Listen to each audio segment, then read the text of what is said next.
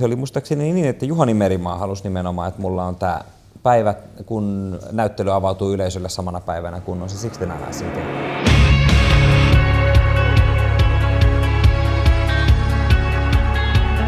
Sehän oli itse asiassa nyt 2015, niin se on tasan 10 vuotta sitten, kun mä kuvasin heitä ensimmäisen kerran Tavastialla. Ja siitä oikeastaan mun ura niin kuin rock-valokuvaajana lähti vasta kunnolla niin kuin liikkeelle. Olen kuvannut paljon Him, Nightwish, Apocalyptica, 69 Eyes, kaikki nämä tyypilliset suomalaisbändit, mutta toisaalta niiden kuvia on kyllä aika monella muullakin suomalaisella valokuvaajalla. Siksi mä lähdin tavallaan liikkeelle siitä, että mä halusin niitä Losissa kuvattuja tavallaan niitä niin kuin tärkeimpiä tuoda.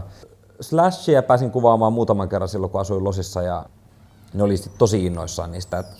Slash laittoi mulle itsekin omasta niin kuin henkilökohtaisesta mailista viestiä, että I really love the look of these. Great shots, man. Musta se oli mahtavaa jotenkin. Se oli semmoinen lapsuuden idoli, jota oli aina kattonut ylöspäin. Ja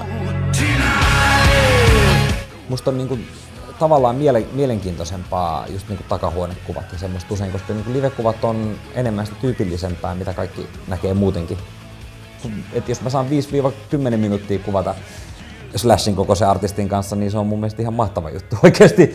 Ja olisiko me Chesterin kanssa ollut 15 minuuttia, ehkä korkeintaan puoli tuntia. Et esimerkiksi nämä Chesterin kuvat, että kun mun omasta mielipiteestä mä katson näyttelyä, niin ei missään nimessä ole valikoitunut pelkästään sen takia, että se on niin kuin todella myyneen rockibändin laulaja, vaan se, että musta niillä on todella vahva taiteellinen arvo niillä kuvilla myös niin kuin mun oman silmän mukaan. Nämä on printattu niin kuin kaikki suoraan alumiinille, ilman, että siihen on laitettu valkosta ollenkaan. Eri kulmista se näyttää vähän eri väriseltä ja siihen tulee semmoista heijastusta. Ja et monet ajattelee silleen, että sit se on jotenkin aidompi se kuva, joka on printattu sille valkoiselle pohjalle.